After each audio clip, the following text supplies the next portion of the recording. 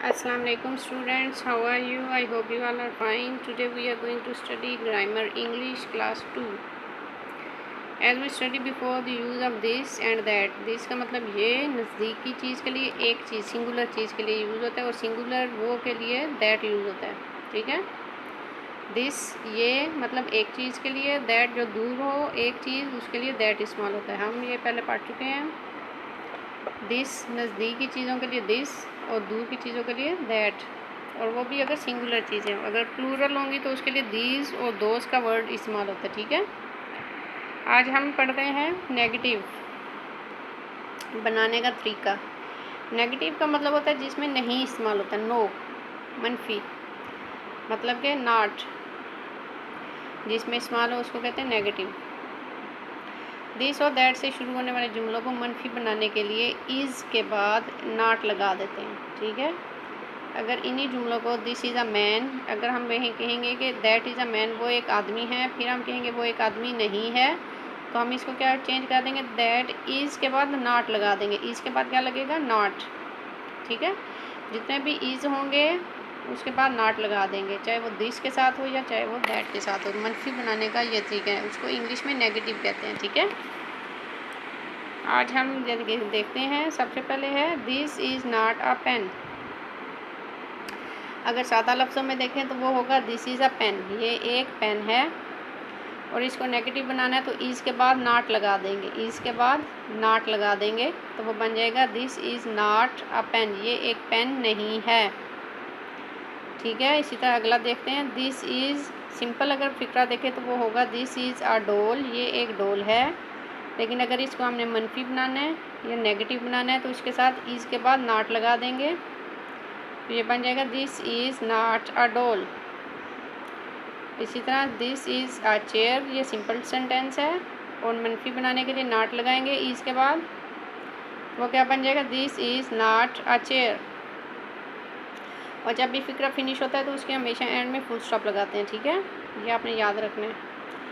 This is not a boat, ये एक boat नहीं है, ये एक कश्ती नहीं है, ठीक है। इसी तरह ये सब दिस के साथ थे।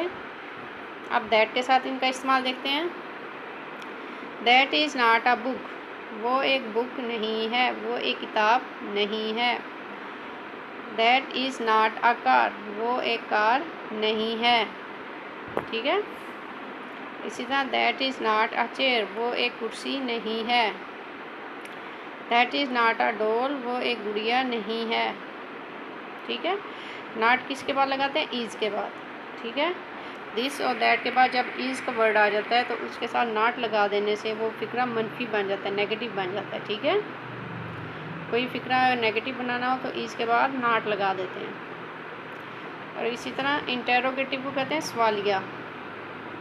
इंटेरोगेटिव सेंटेंसेस होते हैं जो सवाल बन जाते हैं कि क्या वो एक चेयर है, क्या वो एक कार है, क्या वो एक गुड़िया है, क्या वो एक बुक है। सवालिया बनाने के लिए जो ये इज़ होगा ये शुरू में ले आएंगे, ठीक है।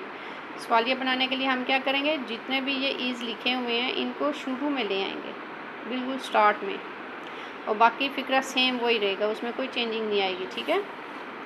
मतलब कि जिस तरह ये सादा फिक्र देख लें, दैट इज़ अ बोतल, वो एक बोतल है। इसको इंटरोगेटिव बनाना है, हमने सवालिया बनाना है, तो हम इस इज़ को उठा के फर्स्ट पे ले आएंगे, ठीक है। तो ये बन जाएगा इज़ दैट अ बोतल, इज़ यहाँ से ख़त्म होकर शुरू में आ जाएगा, ठीक है।